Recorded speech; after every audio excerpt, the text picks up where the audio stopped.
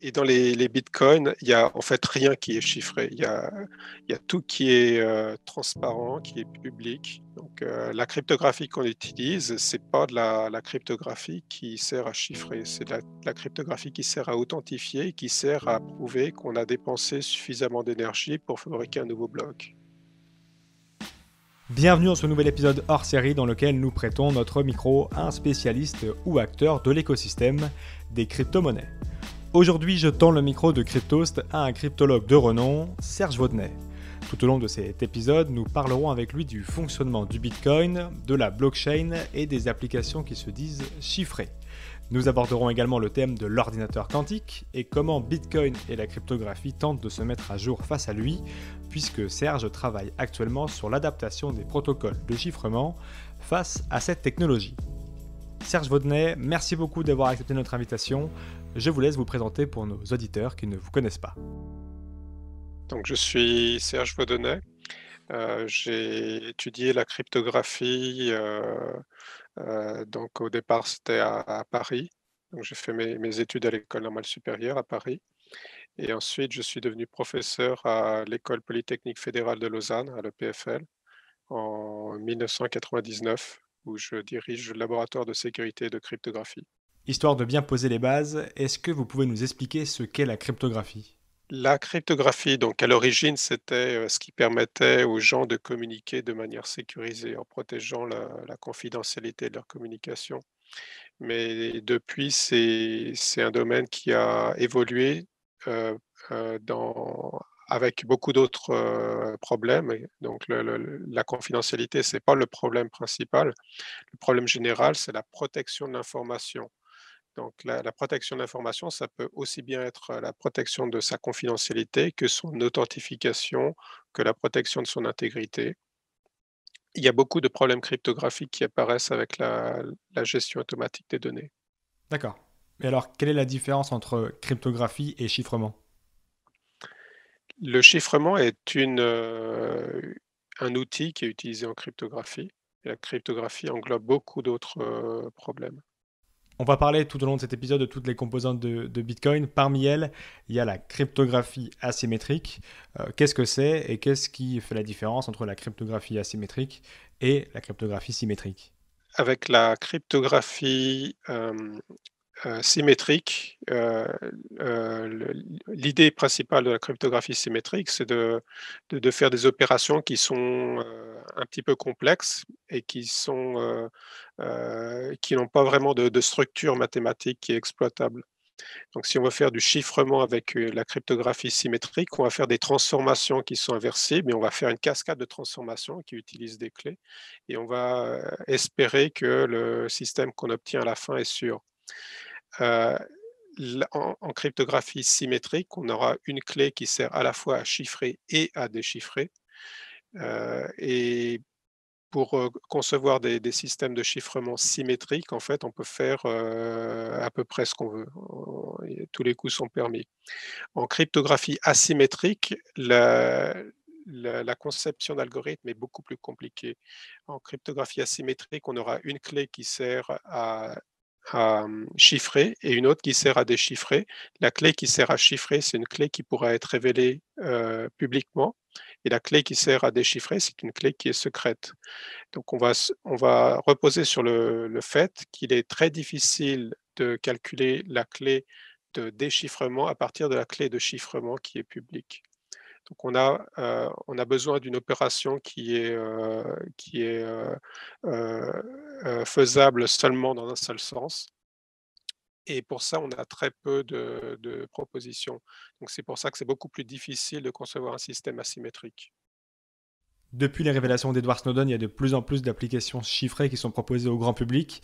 Est-ce qu'il y a un standard et des algorithmes très connus dans le chiffrement qui sont utilisés par beaucoup? Ou alors est-ce que chacun a son propre chiffrement? Il y a des algorithmes qui sont assez fréquents. Donc, pour ce qui est du chiffrement symétrique, ce qui est le plus répandu, c'est le chiffrement AES. Pour le chiffrement asymétrique, donc il y a peut-être un petit peu plus de possibilités, mais ce qui est le plus répandu, c'est le système RSA. Pour l'authentification des données, après, vous allez avoir, d'autres familles, d'algorithmes, hein. Pour l'authentification de manière, symétrique, on utilisera un algorithme HMAC et pour l'authentification asymétrique, on va utiliser quelque chose du type ECDSA. Pour continuer de s'attaquer à la bête, est-ce que vous pouvez nous expliquer ce qu'est SHA-256, à quoi ça sert et comment ça fonctionne? C'est une fonction de hachage. C'est quelque chose qui prend donc en entrée, n'importe quelle information, une information qui peut avoir n'importe quel format, n'importe quelle structure et qui va ressortir, une chaîne de bits de 256 bits. C'est en fait un algorithme qui passe à la moulinette tout ce qu'on lui donne. Il passe à la moulinette et ce qu'il donne, c'est une sorte d'empreinte digitale de cette information qu'on lui a donnée en entrée. C'est quelque chose qui est supposé être unique. Alors, mathématiquement, on ne peut pas dire que c'est parfaitement unique puisque ce qu'on va lui donner en entrée, ça sera plus grand que ce qui va en ressortir. Par contre, ça sera très difficile de donner 2 informations qui vont donner la même empreinte. Bitcoin est réputé pour être extrêmement sécurisé. Vous avez eu l'occasion de voir un petit peu toutes les armes qu'il avait pour se positionner en tant que tel, justement. Est-ce que vous les trouvez toutes justifiées et est-ce qu'il est aussi inviolable que ce qu'on lui prône?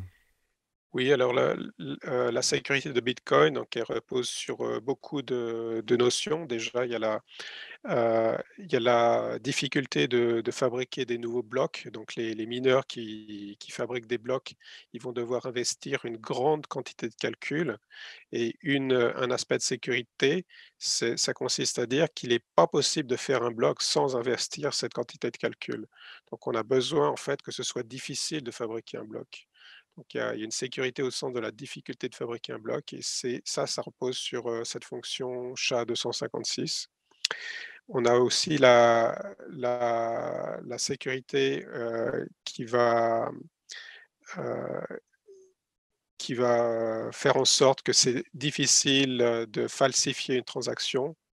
Donc quelqu'un qui a qui possède des bitcoins, en fait, il va devoir, signer, des transactions avec un algorithme de signature, l'algorithme CDSA et cet algorithme est tel que c'est très difficile de falsifier les transactions, à l'insu du détenteur du secret. Et plus globalement sur la blockchain, quel regard vous portez, vous, sur cette technologie? La sécurité, c'est quelque chose qui est assez bien, éprouvé jusqu'à présent. Par contre, pour moi, le gros défaut de la structure des bitcoins, c'est l'empreinte, environnementale.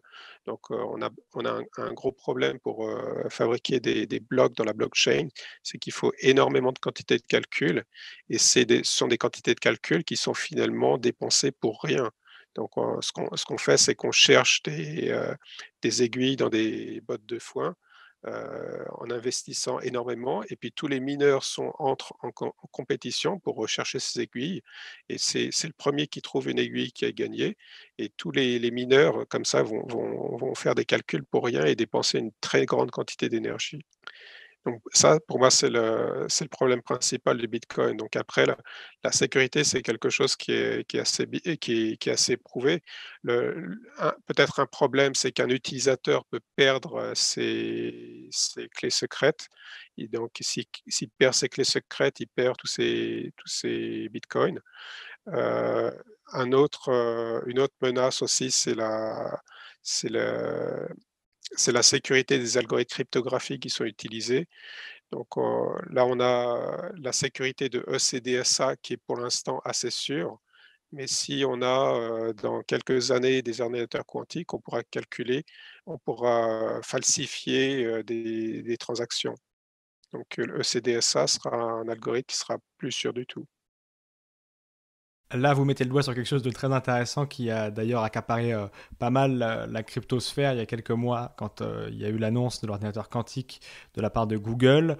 Qu'est-ce qui ferait que l'ordinateur quantique pourrait arriver à bout de cet algorithme-là? C'est le fait qu'il puisse calculer énormément de données en quelques secondes? Oui, dans un ordinateur quantique, on a en fait un parallélisme gratuit. On peut faire, énormément de calculs en même temps. Bon, c'est pas aussi simple parce que, ces calculs que l'on fait en même temps, on peut pas tous les exploiter. À la fin, on n'aura jamais que le résultat d'un seul calcul parmi tous les calculs qu'on a fait en même temps. Mais, on a démontré qu'on pouvait utiliser l'architecture d'un ordinateur quantique pour casser l'algorithme CDSA. Donc on peut falsifier des signatures. Donc l'algorithme CDSA, il sera à mettre à la poubelle. Et après, c'est une course à l'armement pour adapter les systèmes de sécurité, soit en interdisant l'accès aux ordinateurs quantiques, soit en changeant les algorithmes. Oui, alors dans Bitcoin, j'ai vu qu'il y a quand même une protection qui est déjà installée à ce niveau-là, qui consiste à dire que la clé publique, qui permet de vérifier la transaction d'un utilisateur n'est pas révélée a priori. Donc quand on va faire une transaction, on va faire une transaction vers le hash d'une clé publique et on ne connaîtra pas la clé publique. La clé publique ne sera révélée qu'à partir du moment où le détenteur, de ces bitcoins aura fait une transaction. Donc, l'idée, heu, consiste à dire que dès que quelqu'un reçoit des bitcoins, s'il veut les utiliser, il va devoir verser le solde vers un autre compte avec une autre clé, de telle sorte que, sa clé publique ne sera en fait jamais publique. Elle sera publiée que quand il fait la première transaction et elle sera inutile après parce qu'il aura déjà, utilisé tous ses bitcoins. Question basique, mais dont la réponse sera certainement très intéressante, surtout avec ce qu'on voit passer sur Internet à ce sujet. À quoi sert la cryptographie à Bitcoin et il y a quoi de crypté en fait dans les crypto-monnaies? Alors d'abord, le mot crypté n'existe pas, hein, même si, tout le monde l'utilise. On dit chiffré. Donc, et dans les bitcoins, il y a en fait rien qui est chiffré. Il y a tout qui est, transparent, qui est public. Donc on sait, quelle, clé publique a versé, de l'argent à telle autre clé publique. On sait pas qui se cache derrière, parce que ces clés publiques peuvent être détenues par n'importe qui. Mais par contre, il y a rien qui n'est chiffré. Donc, la cryptographie qu'on utilise, c'est pas de la cryptographie qui sert à chiffrer, c'est de la cryptographie qui sert à authentifier, qui sert à prouver qu'on a dépensé suffisamment d'énergie pour fabriquer un nouveau bloc.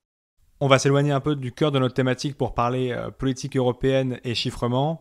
L'Europe souhaite interdire le chiffrement pour lutter contre le terrorisme. Est-ce que vous pensez que c'est une bonne solution ou, puisqu'a priori il y a déjà des backdoors dans à peu près toutes les applications grand public qui disent utiliser le chiffrement, ils savent déjà déchiffrer les messages qu'ils souhaitent et du coup c'est pas très utile d'interdire au global le chiffrement. Oui, bah, c'est un débat qui est assez récurrent, c'est où se trouve le juste milieu entre la protection de la vie privée et la protection de la sécurité nationale. C'est un débat qui est récurrent depuis qu'on fait de la cryptographie. Donc au départ, en tout cas en France, c'était interdit de chiffrer. Le chiffrement, c'était considéré comme une arme de guerre. Après on a pu chiffrer, mais avec des clés qui étaient limitées à 40 bits, ce qui voulait dire en fait que, n'importe qui pouvait faire une recherche exhaustive et retrouver les clés et déchiffrer.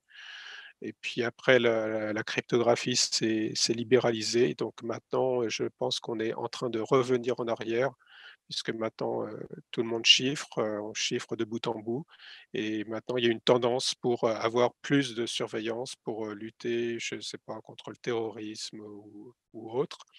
Et donc c'est un débat de société, hein et puis, là, la cryptographie pour l'instant n'a pas beaucoup de solutions. Donc en fait, ce qu'il faudrait plutôt chercher à comprendre, c'est quels sont les besoins pour garantir la sécurité nationale, pour voir s'il y a une solution qui permet de maintenir le chiffrement tout en assurant la sécurité. Et ça, c'est quelque chose qui nous attend dans les prochaines années, dans les prochains mois, les prochaines années. Et est-ce que vous avez déjà une idée de cette solution? Heu, En fait, ce qu'il faut comprendre, c'est qu'est-ce qui doit être protégé? Qu'est-ce qui doit être accessible à qui? Heu, Peut-être que les gens, ils veulent protéger leur communication, mais ça peut être, envisageable, par exemple, de révéler qui communique avec qui. Donc ça, c'est des choses qu'il faut chercher à identifier. Et concernant les backdoors qu'il y aurait dans les applications grand public, backdoor étant des portes d'entrée pour réussir à accéder à un message alors qu'on n'aurait pas dû y avoir accès par exemple. il est bien possible qu'il y a des backdoors, répandus un peu partout, oui. Maintenant, il y a aussi le problème de savoir, c'est est-ce qu'on est vraiment sûr qu'il y a du chiffrement qui est fait? Et le chiffrement est fait de quel point jusqu'à quel autre point? Avec, les systèmes de messagerie, ce qui est assez fréquent, c'est qu'il y a le chiffrement qui est fait entre l'utilisateur et un serveur et puis après on ne sait pas ce qui se passe. Quand on parle de chiffrement au grand public, ce qui vient souvent à l'esprit, c'est ce petit cadenas vert bien connu qui certifie que la connexion au site est sécurisée. Ça fonctionne vraiment? Ça, c'est quelque chose de sur le principe, c'est quelque chose qui est très simple, mais dans la pratique, c'est quelque chose qui est assez régulièrement, cassé, mais ça apporte quand même beaucoup de sécurité. Donc ce cadenas, en fait, il permet de dire que, on a quand on navigue, on permet d'être plus ou moins convaincu qu'on est en train de parler au bon serveur. Donc ça permet d'être sûr qu'on est en train de parler au bon serveur et pas à quelqu'un qui cherche à pomper nos données. D'accord. Donc si on veut faire par exemple de l'e-banking ou faire des achats par internet, on va se connecter à un serveur et puis on va être sûr qu'on est, chez le bon vendeur. Je pense que dans votre métier, les révélations d'Edward Snowden ont été importantes. En tout cas, pour une partie du grand public, ça a été l'élément déclencheur. Et certains ont fermé leur messagerie classique ou leur mail pour se tourner vers d'autres systèmes alternatifs, comme ProtonMail par exemple. Est-ce que vous accordez de l'importance, vous, à ces solutions alternatives? Oui, c'est quelque chose de très important. Donc maintenant, il faut voir ces solutions. Est-ce que ce sont des solutions heu, qui sont vraiment sûres? Donc ça, c'est une grande question. Donc quand on a des nouvelles entreprises qui proposent des solutions de ce genre-là, heu, elles cherchent à convaincre qu'elles offrent une très grande sécurité. Mais derrière, il faut voir, est-ce qu'on est capable soi-même de vérifier la sécurité qu'elles offrent? Est-ce qu'il y a une transparence?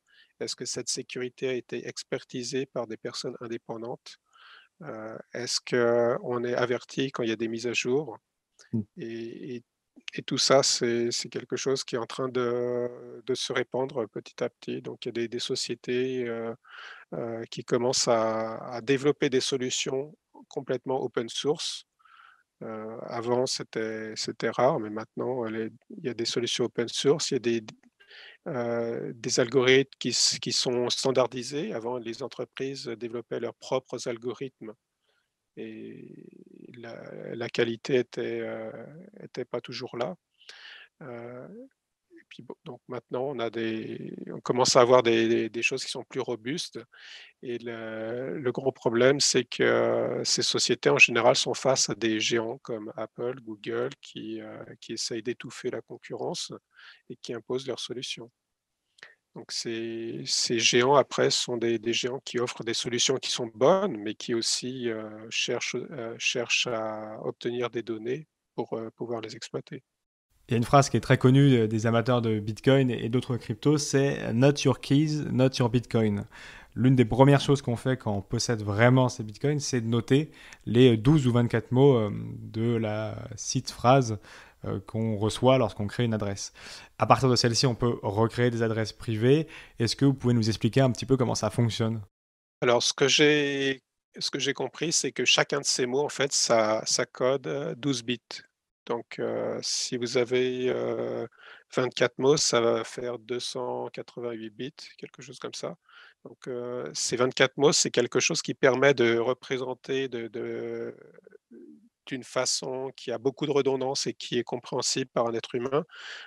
C'est pour juste coder 288 bits. Donc c'est une clé secrète de 288 bits et cette clé secrète permet en fait de, fabriquer les clés secrètes de ECDSA. Donc, si vous créez des comptes avec ECDSA, vous allez avoir besoin d'une semence et cette semence est codée par cette phrase. On en a parlé un petit peu tout à l'heure. Est-ce qu'on peut revenir sur l'ordinateur quantique? Rapidement, est-ce que vous pouvez nous expliquer à quoi ça ressemble et comment ça marche?